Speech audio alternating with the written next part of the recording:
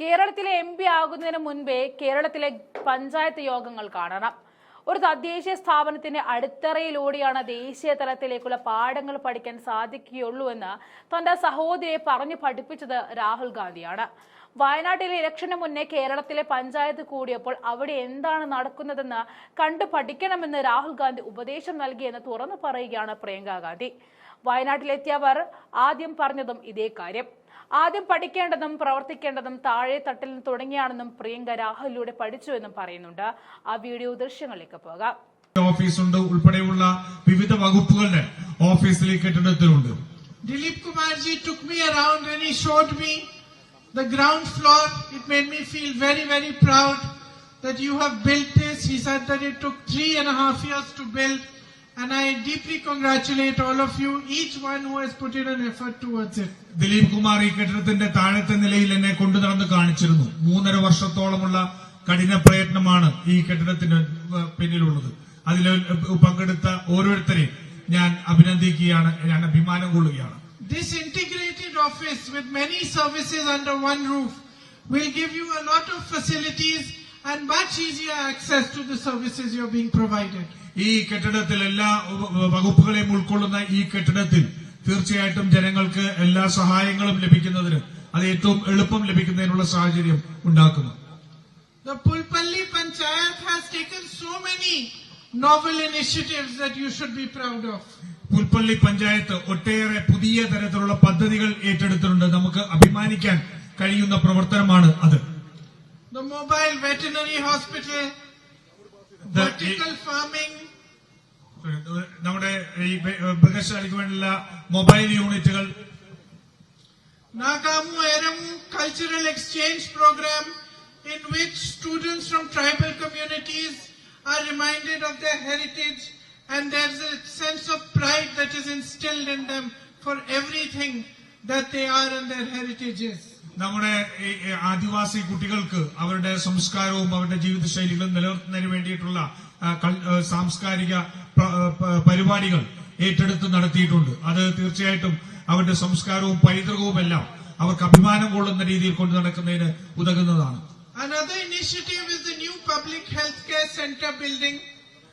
മറ്റൊരു ഉദ്യമം ഇവിടത്തെ public health പ്രാഥമിക ആരോഗ്യ കേന്ദ്രത്തിന് വേണ്ടിയുള്ള കെട്ടിടം നിർമ്മിച്ചതാണ്.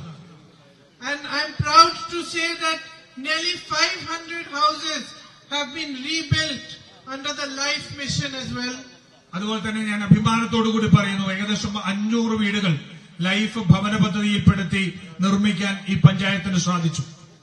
And the highest expenditure under Mahatma Gandhi Narega in the district of 10.42 crores and almost 1,500 families that got 100 days of work. അതുപോലെ തന്നെ മഹാത്മാഗാന്ധി തൊഴിലുറപ്പ് പദ്ധതിയിൽ ഏകദേശം 14.5 കോടി രൂപയുടെ ചെലവഴിക്കാനായിട്ട് സാധിച്ചു. 1500ഓളം കുടുംബങ്ങളിൽ അതിനുള്ള പെർസെന്റേജ് നൽകുന്നതിന് വേണ്ടിയിട്ട് സാധിച്ചതും എടുത്തു പറയേണ്ടതാണ്. These are achievements that all of us should be proud of. ഈ പ്രവർത്തനങ്ങളെല്ലാം നമ്മൾ എല്ലാവരും അഭിമാനം കൊള്ളേണ്ട പ്രവർത്തനമാണ്. When I first came to Wayanad after the elections, ഞാൻ ഇലക്ഷന് ശേഷം ആദ്യമായിട്ട് ഞാൻ വയനാട് എത്തിയപ്പോൾ, I am talking about the general elections last year.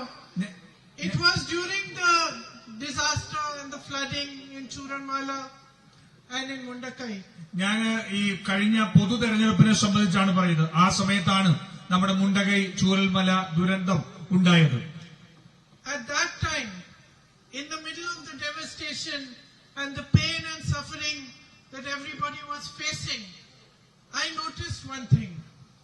ആ ദുരന്തത്തിനിടയിൽ വലിയ രീതിയിലുള്ള ഒരു ദുരന്തം സംഭവിച്ചതിന്റെ ഇടയിലും നമ്മുടെ ജനങ്ങളെല്ലാം വലിയ വിഷമത്തിലും അവർ വേദനയിലും കഴിഞ്ഞു പോകുമ്പോഴും ഞാൻ ഒരു കാര്യം ശ്രദ്ധിച്ചിരുന്നു. I noticed how beautifully everybody was working together to help the victims of that disaster. ഞാൻ ശ്രദ്ധിച്ചത് ആ ദുരന്തത്തിന്റെ ഇരകൾക്ക് അല്ലെങ്കിൽ അവിടെ ദുരന്തം അനുഭവിച്ചവർക്ക് വേണ്ടിയിട്ട് എല്ലാവരും ഒരുമിച്ച് എത്ര മനോഹരമായിട്ടാണ് പ്രവർത്തിക്കുന്നത് എന്നാണ് ഞാൻ ശ്രദ്ധിച്ചത്. That is the time that with my brother Rahul ji, I attended a panchayat meeting for the first time. അപ്പോഴാണ് ഞാൻ ആദ്യമായിട്ട് എന്റെ സഹോദരൻ രാഹുൽ ഗാന്ധിയോടൊപ്പം ഒരു പഞ്ചായത്ത് തലത്തിൽ ഒരു യോഗത്തിൽ ഞാൻ പങ്കെടുക്കുന്നത്. And before entering the meeting, Rahul ji told me, you see, you will be impressed by the way the panchayats in Kerala function. ഞാൻ ആ യോഗത്തിലേക്ക് കടക്കുന്നതിന് മുമ്പ് എന്റെ സഹോദരൻ പറഞ്ഞു, നിങ്ങൾ നോക്കുക, ഈ കേരളത്തിൽ പഞ്ചായത്തുകൾ എങ്ങനെയാണ് പ്രവർത്തിക്കുന്നത് നിങ്ങൾക്ക് നോക്കിക്കാണാൻ സാധിക്കും. But even though he had told me that, I was not prepared for what I would see in the meeting. പക്ഷെ അദ്ദേഹം പറഞ്ഞിരുന്നെങ്കിൽ പോലും ആ യോഗത്തിൽ എന്താണ് നടക്കുന്നതെന്നെ സംബന്ധിച്ച് എനിക്ക് വലിയ ധാരണയില്ലായിരുന്നു. There were members who knew each and every family, each and every problem that had taken place, who needed what, where they were housed, what temporary camp they were in, every single detail, how much food, how much relief they were getting, every single detail was on their fingertips. ആ പഞ്ചായത്ത് അംഗങ്ങളുടെ കൈവിരലിൽ എന്ന പോലെ എത്ര പേർക്ക് ആ അവിടെയുള്ള കുടുംബങ്ങൾ ആരൊക്കെ എന്നുള്ളത് അവർക്കറിയാമായിരുന്നു. അവരേത് ദുരിത ക്യാമ്പുകളിലാണ്, റിലീഫ് ക്യാമ്പിലാണ് എന്നറിയാമായിരുന്നു. അവർക്ക് എന്തൊക്കെ നഷ്ടം, വീടുകൾ ഉൾപ്പെടെ ഏതൊക്കെ നഷ്ടം സംഭവിച്ചു എന്നറിയുന്നു. അവരുടെ ആവശ്യങ്ങൾ എന്താണെന്ന് ഒരു കൈവിരലിൽ എടുക്കാവുന്ന രീതിയിൽ ആ പഞ്ചായത്ത് അംഗങ്ങൾക്ക് അറിയാമായിരുന്നു.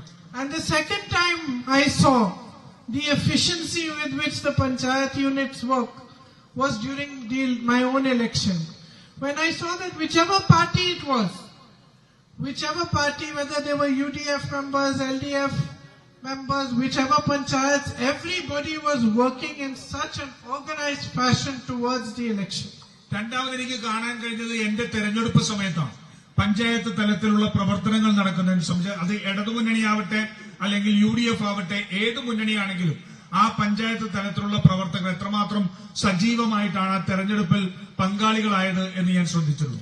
And I must say that it made me extremely proud to see democracy working at this level, at the grassroots ground level, so efficiently and so beautifully. ഞാൻ ഏറ്റവും വലിയ അഭിമാനത്തോടു കൂടി പറയട്ടെ, അപ്പോഴാണ് കേരളത്തിൽ ഈ താഴെത്തട്ടിൽ, ഏറ്റവും താഴെത്തട്ടിൽ ഇത്രമാത്രം വലിയ രീതിയിൽ ജനാധിപത്യത്തിന്റെ ആഘോഷം നടക്കുന്നത് ഞാൻ കണ്ടത്.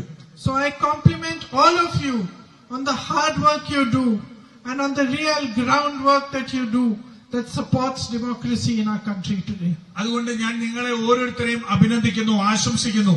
ഈ ഏറ്റവും താഴെത്തട്ടിൽ ഈ ജനാധിപത്യം ശക്തിപ്പെടുത്തുന്നതിന് വേണ്ടി നിങ്ങൾ നടത്തുന്ന കഠിനമായ പ്രയത്നത്തെ ഞാൻ ആശംസിക്കുന്നു. I know that despite all your hard work and the great effort you put in, you also face many challenges. എനിക്കറിയാം നിങ്ങൾ ഇത്രമാത്രം കഠിന പ്രയത്നമിടുമ്പോൾ അത് വലിയ വെല്ലുവിളികളും നമ്മുടെ താഴെത്തട്ടിൽ അനുഭവിക്കുന്നുണ്ട്. Man-animal conflict in this entire area is a very big issue. മനുഷ്യ വന്യമൃഗ സംഘർഷം ഈ പ്രദേശത്തെല്ലാം ഏറ്റവും വലിയ ഒരു പ്രശ്നമായി നിലനിൽക്കുകയാണ്. We all know that in a short period between the end of December and the middle of February, in that short period, 7 people were killed in man-animal conflict around the Lok Sabha constituency of Wayanad.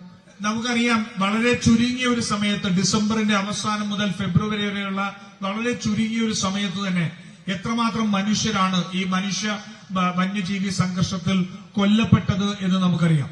Aside from the loss of life, you also have loss of livelihood when animals come and destroy your crop. നമ്മുടെ ജീവൻ മാത്രമല്ല, നമ്മുടെ ജീവനോപാധികൾ പോലും വന്യമൃഗങ്ങൾ വന്ന് നശിപ്പിക്കുന്ന സാഹചര്യം നമ്മൾ നേരിടുന്നുണ്ട്. On one of my visits here, I had a long discussion with the district magistrate of Wayanad, and we discussed how we can help to mitigate this problem. ഞാൻ എന്റെ ഒരു സന്ദർശന സമയത്ത് ഞാൻ ഡിസ്ട്രിക്ട് ജില്ലാ മജിസ്ട്രേറ്റ് ഉൾപ്പെടെയുള്ള ഉദ്യോഗസ്ഥരുമായി സംസാരിച്ചിരുന്നു. ഒരുമിച്ചിരുന്ന് ഈ പ്രശ്നത്തെ എങ്ങനെ പരിഹരിക്കാൻ കഴിയുമെന്നുള്ളതിനെ സംബന്ധിച്ച് വിശദമായ ചർച്ച നടത്തിയിരുന്നു. They explained to me all the efforts they are making and all that they need and in the ways that I can help them. അവര് ചെയ്തുകൊണ്ടിരിക്കുന്ന പ്രവർത്തനങ്ങളെ സംബന്ധിച്ച്, അവർക്ക് വീണ്ടും ആവശ്യമായിട്ടുള്ള കാര്യങ്ങളെ സംബന്ധിച്ചെല്ലാം അവർ വിശദമായിട്ട് ആ ചർച്ചയിൽ സൂചിപ്പിച്ചിരുന്നു. I also raised this matter in Parliament, urging the central government to take decisive steps to prevent the kind of hardship that you are going through because of this problem. ഞാൻ ഈ വിഷയം കേന്ദ്രത്തിൽ പാർലമെന്റിലും ഉന്നയിച്ചിരുന്നു. കേന്ദ്ര സർക്കാർ ഈ വിഷയത്തെ ഏറ്റവും വലിയ രീതിയിൽ പരിഗണിക്കുകയും അതിന് തീരുമാനങ്ങൾ നടപടിയെടുക്കുകയും ചെയ്യുന്നതിന് വേണ്ടിയിട്ടുള്ള സമ്മർദ്ദം ചെലുത്തിയിരുന്നു. And although it is a difficult problem to solve, I hope that all our collective efforts end up in a way that you will be alleviated from this issue and that life will become easier for you. അത് വലിയ കഠിനമായ പ്രയത്നം ആവശ്യമുള്ളതാണ്. വളരെ എന്താ പറയുക, ആശങ്കകളുള്ള വിഷയമാണ്. പക്ഷെ നമുക്ക് എല്ലാവർക്കും കൂടി ഒരുമിച്ച് അതിനൊരു പരിഹാരം കാണാൻ സാധിക്കണം. നമ്മുടെ ജനങ്ങളുടെ ജീവിതം സുഖകരമായി മുന്നോട്ട് പോകുന്നതിന് വേണ്ടിയിട്ടുള്ള നടപടികൾ ഉണ്ടാവണം. Another point that the Kerala MPs took up recently in Parliament was the Manrega wages. I know that you're facing a lot of hardship because there are pending wages and there's delay in funds. കേരളത്തിലെ എല്ലാ എംപിമാരും ഒരുമിച്ച് ഉയർത്തിയ മറ്റൊരു വിഷയം നമ്മുടെ തൊഴിലുറപ്പ് പദ്ധതിയുമായി ബന്ധപ്പെട്ട വേതനം ലഭിക്കാത്തതാണ്. നമുക്കറിയാം, ആ വേതനം ഒട്ടേറെ കുടിശ്ശികയുണ്ട് എന്നുള്ളത് നമുക്കറിയാവുന്നതാണ്. And we are going to put as much pressure as we can so that your funds are released. അതുകൊണ്ട് നമ്മൾ കേന്ദ്ര സർക്കാരിൽ പരമാവധി സമ്മർദ്ദം നമ്മൾ ചെലുത്തുകയാണ്. നിങ്ങളുടെ ആ പണം, നിങ്ങളുടെ കുടിശ്ശിക നിങ്ങൾക്ക് ലഭിക്കുന്നതിന് വേണ്ടിയുള്ള നടപടികൾ ഉണ്ടാവുന്നതിന്. I know that here in Pulpalli you are known for your strength and for your resilience. എനിക്കറിയാം, ഈ പുൽപ്പള്ളി എന്ന പ്രദേശം നിങ്ങളുടെ ഏറ്റവും വലിയ കരുത്തിനും നിങ്ങളുടെ ചെറുത്തുനിൽപ്പിനും പ്രത്യേകമായി അറിയപ്പെടുന്ന ഒരു പ്രദേശമാണ്. Many of you have come here from other districts, and despite all the hardships, you've made a success of your lives. നിങ്ങൾ പലരും മറ്റു ജില്ലകളിൽ നിന്ന് വന്നിരിക്കുന്നതാണ്. ഇവിടെ ഒട്ടേറെ വെല്ലുവിളികളും കഷ്ടതകളും ഉണ്ടായിരുന്നെങ്കിൽ പോലും നിങ്ങൾ ഇവിടെ നിങ്ങളുടെ ജീവിത വിജയം തെളിയിച്ചവരാണ്. The terrain here is difficult. You have the man-animal conflict. You have dense forestation. Yet you were able to build your lives and able to be successful. നമ്മളുടെ ഭൂപ്രകൃതി ഇവിടെ വലിയ വെല്ലുവിളിയാണ്. അതുപോലെ തന്നെ വന്യജീവി സംഘർഷം വലിയ വെല്ലുവിളിയാണ്. പക്ഷെ ആ വെല്ലുവിളികൾക്കെല്ലാം ഇടയിലും ഇവിടെ ജനങ്ങൾക്ക് ജീവിത വിജയം ഉണ്ടാക്കാൻ സാധിച്ചു എന്നുള്ളത് കാണാൻ സാധിക്കും. Dilip Kumar ji and his team are an example of how with hard work and resilience and strength you can work for the community, you can perform different services for the community and support the community as it moves along into the future. ഈ സമൂഹത്തിന് ഏറ്റവും നല്ല നേതൃത്വം കൊടുക്കുന്നതിനും ഈ സമൂഹത്തിലെ പ്രശ്നങ്ങൾ പരിഹരിക്കുന്നതിനും ഈ സമൂഹത്തെ ഒരുമിച്ച് മുന്നോട്ട് കൊണ്ടുപോകുന്നതിനും ദിലീപ് കുമാർ പോലെയുള്ളവരുടെ പ്രവർത്തനങ്ങൾ ഏറ്റവും അധികം അഭിനന്ദനീയമാണ്.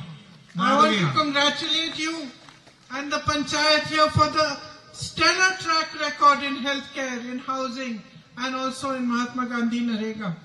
ഈ പഞ്ചായത്ത് കമ്മിറ്റിയെയും അതിന്റെ സഹപ്രവർത്തകരെ എല്ലാവരെയും ഞാൻ അഭിനന്ദിക്കാൻ ആഗ്രഹിക്കുന്നു. തൊഴിലുറപ്പ് പദ്ധതി പോലെയും ആരോഗ്യ പ്രവർത്തനങ്ങളിലുമെല്ലാം കൈവരിച്ച നേട്ടങ്ങൾ അത്രമാത്രം വലുതാണ്.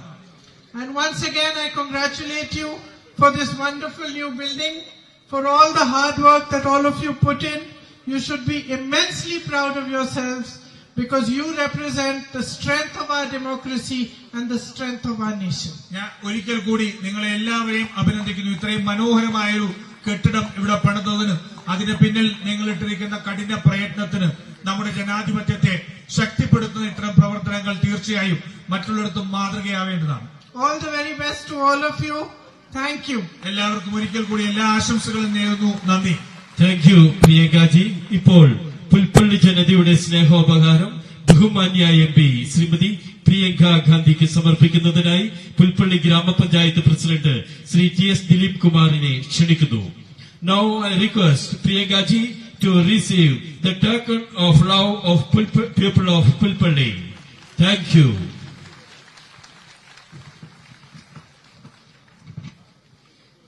ഗ്രാമപഞ്ചായത്ത് കാര്യാലയത്തിന്റെ നിർമ്മാണം ഏറ്റവും ഭംഗിയായും കൃത്യതയോടെയും പൂർത്തീകരിച്ച നിർമ്മിതി കേന്ദ്ര എക്സിക്യൂട്ടീവ് സെക്രട്ടറി സജിത് ഓക്കെ അനുമോദിക്കുന്നു. പുൽപ്പള്ളി ജനതയുടെ സ്നേഹോപഹാരം ശ്രീ സജിത് ഓക്കെയ്ക്ക് നൽകുന്നതിനായി ശ്രീമതി പ്രിയങ്കാജിയെ സ്നേഹപൂർവ്വം ക്ഷണിക്കുന്നു. ചുഹാന mister Sajith OK, executive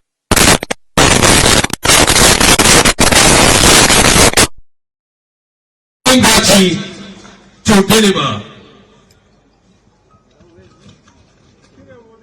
Pulpally ഗ്രാമപഞ്ചായത്തിന്റെ എല്ലാ വികസന പ്രവർത്തനങ്ങൾക്കും നേതൃത്വം കൊടുക്കുന്ന പുതിയ പഞ്ചായത്ത് കെട്ടിട നിർമ്മാണം പൂർത്തിയാക്കുന്നതിന് വേണ്ടി അക്ഷീണം പ്രയത്നിച്ച ബഹുമാന്യനായ ഗ്രാമപഞ്ചായത്ത് പ്രസിഡന്റ് ശ്രീ TS ദിലീപ് കുമാറിന് പുൽപ്പള്ളി ജനതയുടെ സ്നേഹോപഹാരം.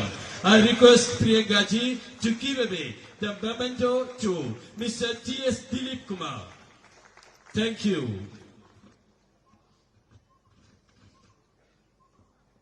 പ്രിയമുള്ളവരെ, നിവേദനം നൽകുന്നതിന്, അപേക്ഷകൾ സമർപ്പിക്കുന്നതിന് അവസരം ഉള്ളതാണ്. അവര് വേദിയിലേക്ക് കടന്നുവരിക.